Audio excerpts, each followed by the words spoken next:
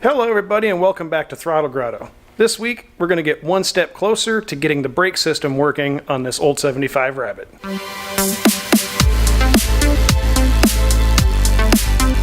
Alright everybody, so one of the things that I didn't do a long time ago when I was putting all the stuff into this car was I didn't make any way for the Mk3 brake booster setup to connect to the brake pedal.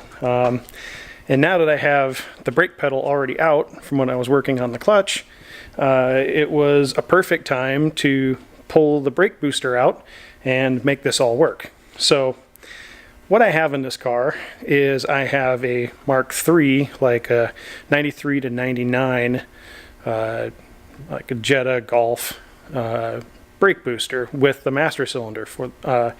And what that does is it gives you it's basically the same as way back when we do a 16 valve Scirocco stuff into these cars, but the Mk3 stuff is way easier to find now. So the disadvantage is that you have to modify the rod that actuates your hydraulic master cylinder.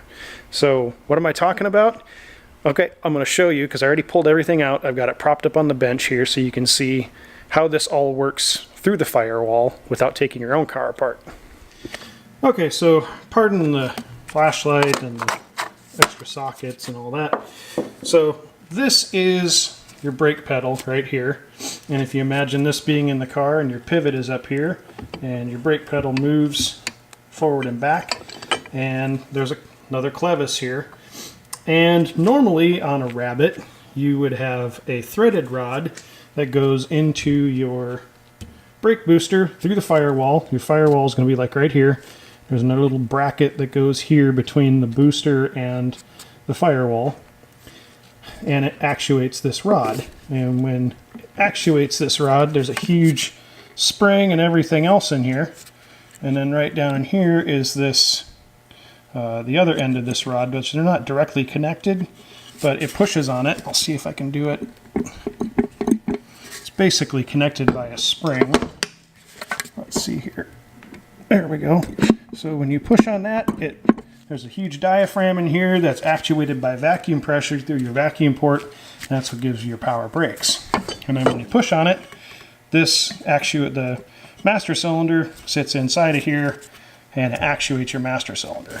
So in the Mk3, this has a ball socket on the pedal. So we obviously do not have a ball socket. So a number of different ways you can do it, but basically you have to connect the clevis to the rod. Easiest way for me to do that is I already went to the hardware store and got a nut and a bolt. And this is a M10 by 1.5 nut and bolt, grade 8.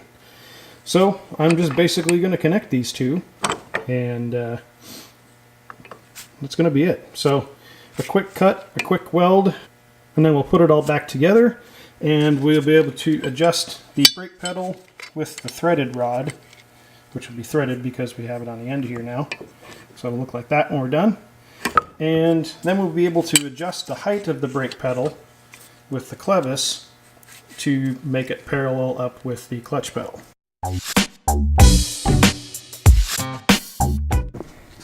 Okay, so that was pretty straightforward, just a cut and then a grind.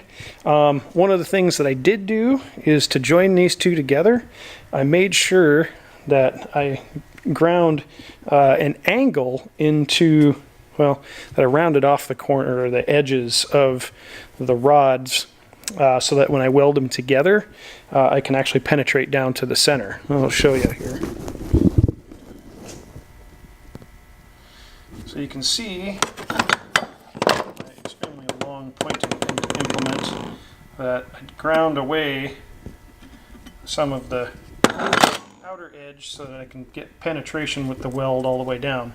And once I get it started, I'll work my way around and then I'll take the magnet off of there and finish it up.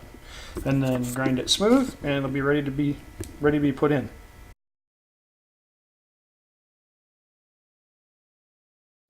Alright, so we've made the modifications to our brake booster rod.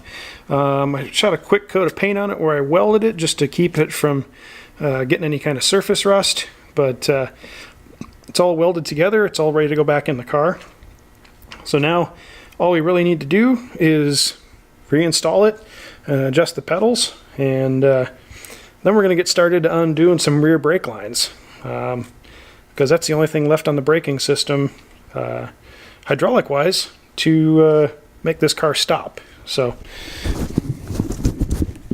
and you can see down here we have the booster with the modified rod, and there's the bracket I was telling you guys about. So it's not terribly difficult, but if you have a flexible box wrench, it really makes it a lot easier. That has a ratcheting head on it. Makes it a lot easier to get to those two bottom bolts.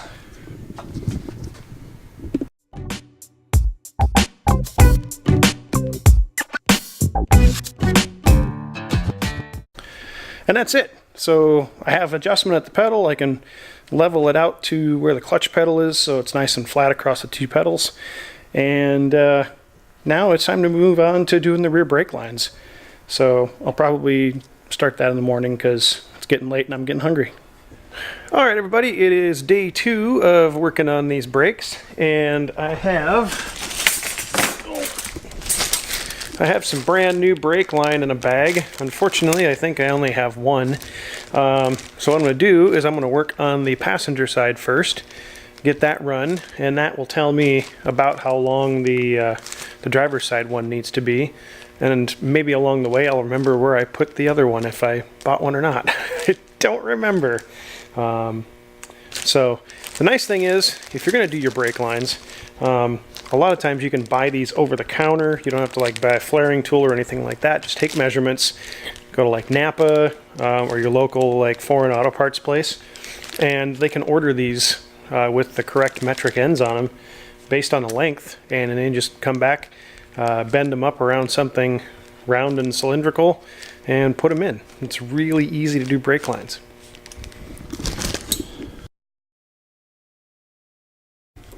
Alright, so I figured I'd give you guys a look underneath here and show you guys kind of where we're starting from. I already have the fuel tank out. You remember that from several episodes ago.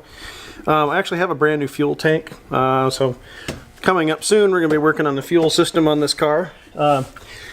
Tip, when you take your brakes apart, your brake lines apart, don't lose these little clips. They're actually designed to go in between the two brake lines here in the back. And so now we have everything out from underneath the car.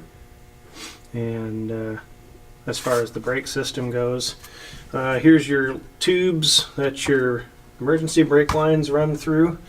These are our mounts for our fuel tank, for the straps. And up there, sort of, you can see where the old proportioning valve mounted to the body, and I already took the brackets off for the axle. So if someone needs one of those brackets and the proportioning valve for their restoration, let me know. I'll hang on to it for a little bit. But let's get parts back in here.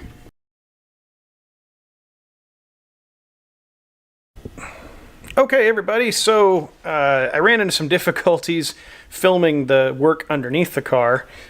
Just because it's really tight and there's not a lot of room, so especially with me underneath there. So I'm just going to show you how I got it, or where it's at now. The brake lines from the rear to the front are pretty much done. I've got the two hard lines that go over the top of the axle that go to the soft lines for the calipers. I've still got to find those because the ones that I ordered are about 2 inches too short. So a little disappointed to see that, but the hard part of this whole thing is done. There's a little fine tuning I have to do on it, but the brake lines are pretty much done, which is, you know, just another hurdle to get over to get this car on the road. So let's take a look underneath and I'll show you what we did.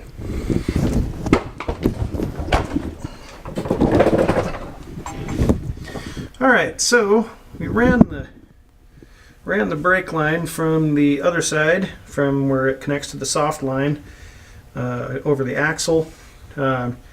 Just ran it in the factory locations all the way across.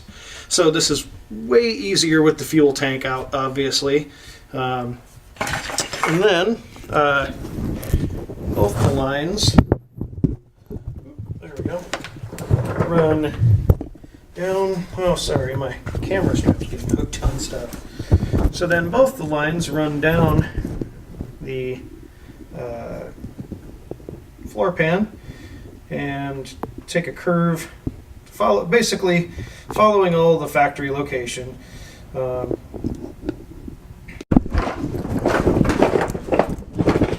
So yes, I know there's some janky welds up here. Don't judge those. I did those a long time ago. So one of the tricky parts to getting these lines run, which wasn't really tricky, but it's just one of the things you need to be aware of if you're going to replace them and you have front sway bars, is the lines run underneath the sway bar bracket. So what I had to do is undo the two fittings that hold this rear control arm bracket. I just pried it down, put a little spacer in there to hold it. It's really not doing any good to show you guys the jack stand, other than that I'm actually using jack stands. So they run right through here. There's a little hole, and the original ones ran through there. And then I still need to button this piece up, because this is kind of twisted, a little funny, but there's actually a clip here that these go into. So they come out the other side of that bracket, and then they go up through this hole. Okay, and then we'll go up top, and they come up behind the steering rack, so I still need to bend that a little bit tighter towards the body. Across through the clips and up over to the master cylinder. Still a little bit of fine tuning to do on the actual bends and stuff like that, but bottom line is, once I get those two rear lines in that hook to the calipers, the brake system will be done. I already have emergency brake cables that I've had. I've had these nearly as long as I've had this car, and you can tell from the bag that they're in. They're literally, I don't even think there's a date on here, but brand new cables in the bag for probably 7 or 8 years. So I've got those, and I'll put those in, and then bleed the brakes, and the brake system will be done. So we're making good progress. Or I should say I'm making progress on the car, and hopefully I can find some brake lines fairly quickly, and then I can get this wrapped up and move on to the fuel system, because like I was saying before, I have a brand new fuel tank. So one of the upcoming episodes is going to be me figuring out what to do with this fuel tank and how to get fuel from it to the engine. So that's all the time I have for today. Thank you guys so much for watching and supporting the channel. All right, you guys, I couldn't leave you hanging like that. I just felt bad leaving the job kind of unfinished. So I went to my foreign auto parts store. I got the right lines for the back. I spent a couple minutes just touching up the lines in the engine compartment. Things look a lot better, and I'll just show you real quick where everything's at now. So I just zip tied those. I need to get the little rubber bumpers that go around the brake lines to space them out before I finish mounting those. And then the other thing, nothing special, but I don't know if you can see it, but there's the hard line that goes to the rubber line for the rear calipers. So that's all in. So the brakes are done-ish. Still a little fine-tuning and stuff to do on there, but it's at the point now where I can put fluid in it and start making sure that all the calipers and everything work. So I feel better about ending the episode with the brakes actually completed, not working, but completed. So that's all the time I have for today. I want to shout out to my friend Seth. Some of you guys might remember him from some of the early videos we did on this channel. Seth helped me out and sent me a few dollars to just help out with the channel. So Seth, you're the man. Thank you so much.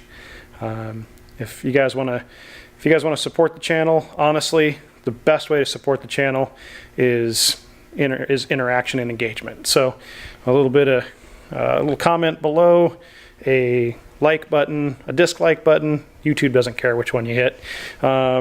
Subscribe, tell your friends, and watch time. Watch time is the biggest thing that YouTube likes. So if you take a video and you play it in the background while you're working on your car or something like that, that's really the best way you can support this channel and get that watch time up.